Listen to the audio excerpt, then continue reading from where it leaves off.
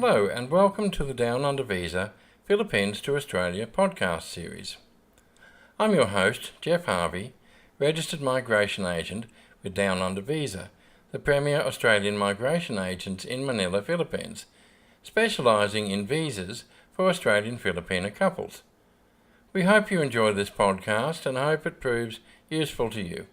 Please feel free to share this with your partner and with any of your interested friends. Let's get started.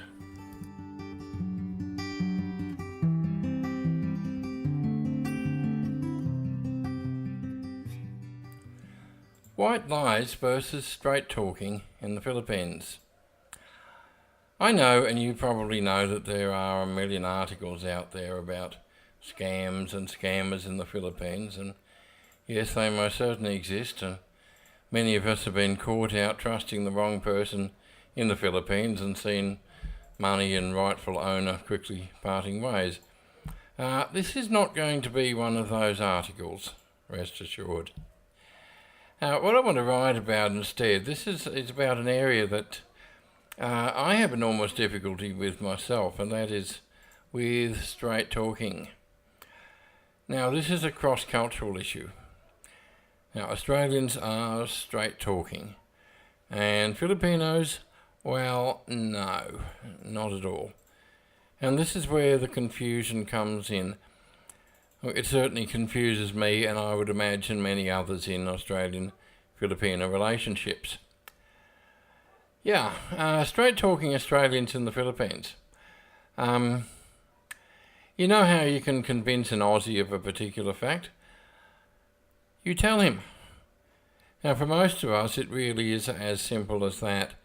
Unless we know the person is a pathological liar, Australians tend to take most of what we hear at face value. Why didn't Bill go to work yesterday? Well, because he twisted his ankle. How do you know? Because he told me. And that's how most of us Australians do function. Now, anybody ever see that remarkably good movie called The Invention of Lying? Now, if you haven't, well, perhaps you should.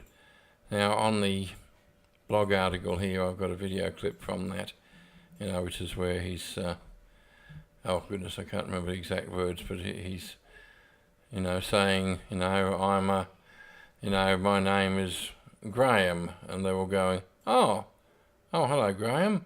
And then he's saying, I'm an Eskimo, and they're going, oh, never met an Eskimo before, etc.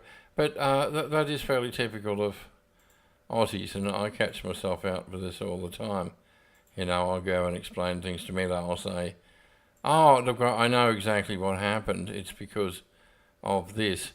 Now, we just had a household helper just yesterday actually leave us here. Now, we get this fairly often. Somebody starts work here and they find that they're instantly homesick because they've never been away from the provincial town before. So suddenly they find themselves struggling. Instantly they're in shock and they want to go back. And because of the Filipino approach of not saying, look, can I have a word with you? I just want to explain that, look, I'm a bit freaked out here. I guess I probably should have expected this, but look, it's dead tired. It's really quiet here. It's not like I'm used to, and goodness me, I miss my kids, I miss my husband, I miss my neighbours, I miss the sound of roosters crowing, etc. We don't live in a standard sort of Filipino, provincial type of area, so it's all quite different. They won't do that, so they come up with an excuse. Now, the excuse was, oh, my mother-in-law doesn't want to take care of my kids, and my husband suddenly found a job. Now, as an Australian, I'd go, oh, well, goodness me, isn't that lucky? And, oh, how unfortunate. Mother-in-law should have said something about that before. But now I know a little better. I know that she was just coming up with an excuse, and I don't believe it. I also don't like it. A Filipino is more likely to say, well, of course, she's just saving face. Me as an Australian, I get annoyed because she didn't just spell it out. So anyway, that's the point. So certainly, yes, as in that particular movie, The Invention of Lying, yeah, that could very easily be a group of Australian men. I could very easily see myself doing that because I do it all the time now. Even after 8 years of living here full time in the Philippines, I don't naturally question the validity of what I hear. Thank goodness my wife is here to point out the possibilities of alternatives, i.e. they may be lying, or I don't know how I'd cope. And plus, as I said, I'm getting that little bit better, but when I heard that story the first time, my first thought was, oh, her mother-in-law doesn't want to look after the kids and her husband got a job. It was only on reflection after 8 years of living here that the penny dropped and I thought, oh, hang on, probably telling stories. And we're all products of our culture, which is our society and our upbringing. We deal with things the way we see others deal with them, and most Australians don't really think of alternatives to the truth, so we see no reason in most circumstances to soften or divert to a different answer. Australians generally tell the truth. We come to expect that of others. If somebody comes to you and says, look, I'm sorry, I'm sorry to inconvenience you, but this wasn't what I was expecting. An Australian will do that. A Filipino thinks, oh, that'll hurt their feelings, so they tend to come up with stories quite naturally. Filipinos and flexible truth. Now, I'm not talking about Filipino scamming and conning here, and again, that doesn't apply to all or even most Filipinos, and I'm definitely not implying evil intentions. What I'm talking about is what would generally be called white lies, presenting an easier or more pleasant answer, usually to avoid confrontation or hurt feelings. As per usual, please don't take any offence at what I'm saying. I'm not putting value judgments on this. I'm not saying the Australian way is right and the Filipino way is wrong, and Australians are good and Filipinos are bad. I'm not saying that at all. I'm saying it's a bit of a shock to the system to those who aren't used to it, and it takes some adjusting, and knowledge is power, hence the reason for doing these videos, to help you out, to help you to understand. Now, Filipinos are always concerned about social harmony, whether somebody will get offended by a straight answer or whether it will cause embarrassment to the one answering or to anybody else involved. The answer is usually the nicest thing they can come up with at the time, and to most Filipinos, it's just the right way to handle things. They've grown up that way. Now, I did an article last year on the Filipino Wives site. That's www.filipinawives.com.au if you haven't seen it, about the onion skin phenomena. Now, Filipinos rarely used to being confronted directly and don't take it very well because they're not used to it. Directness is usually associated with serious aggression and is sometimes a forerunner to something violent, like getting out a gun. So, again, thin skins, people get offended very easily, and others, it's considered to be fairly good manners to do your utmost not to offend somebody. So that's the point behind the whole thing. Australian Filipino differences. So you have this difference in how we were brought up and what's considered to be good and acceptable behaviour in Australian society versus Philippine society. And therefore Filipinos and Australians have natural behaviour, observation and comprehension that is very, very different. Australians see directness and uncompromising truth as being a quality and an expectation. I will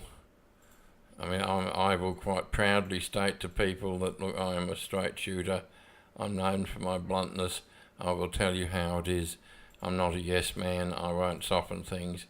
And your average Australian will go, oh, good, thanks. Yes, exactly, that's exactly.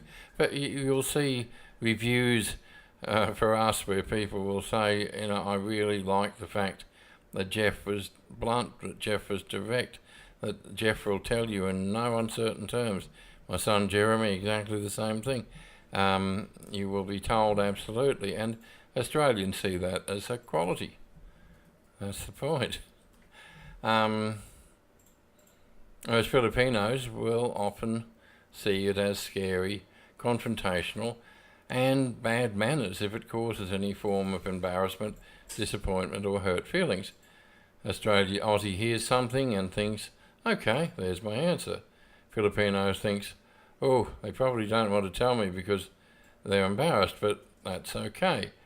Both are trying to do the right thing, and sometimes knocking heads together when people misunderstand each other. Your direct Aussie can scare the bejeebies out of a Filipino. Occasions where, I could be straight.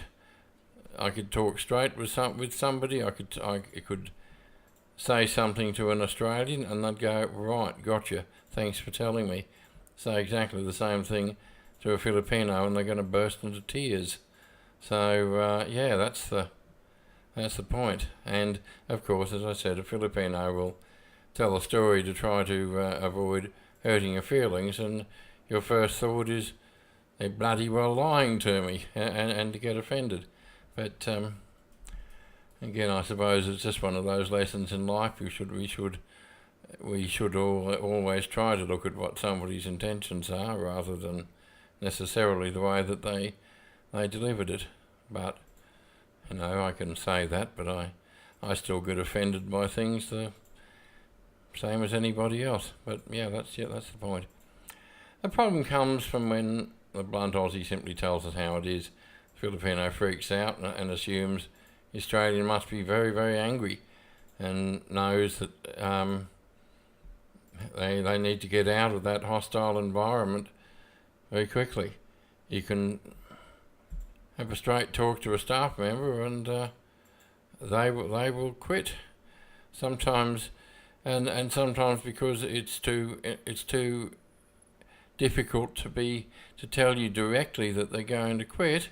We've had staff members they've quit, and they've done that by leaving a note with the guards who at the front of our estate at the gate there, because that way it saves them having to tell us directly. And invariably that note, even if the person was offended, the note will be very polite and very gracious, and will thank us very much for everything that we've done for them, etc., etc. So even in a situation like that, a Filipino is still thinking, well, I don't want to hurt their feelings because that would be rude. So again, that's the point. It might seem a bit strange to us, but it's not actually intended that way. That's the point. The problem also occurs when the Filipino comes up with a soft answer. In other words, doesn't tell the truth because thinks the truth will be coarse and upsetting either to the teller or the receiver. Aussie gets annoyed because the Filipino dared to tell them something other than the simple truth, which to your average Australian, that's an absolute no-no. Solution? So, what is the solution to all of this? I wish I knew a simple answer, because I struggle with this regularly. I never know when I'm being told creative stories, and I continue to accept what I'm told at face value. Solution: do what I did. Get a good wife whom you know is on your side and has learned to be direct with you herself. And she can help translate for you, basically, and say, well, actually, she probably just didn't want to say. And try not to get offended by the difference. Now, I realise on thinking about it that I take these things in my stride far more than I used to, so I must be making some progress, and, well, I'm sure you can do the same. So, good luck to all of you. Thank you.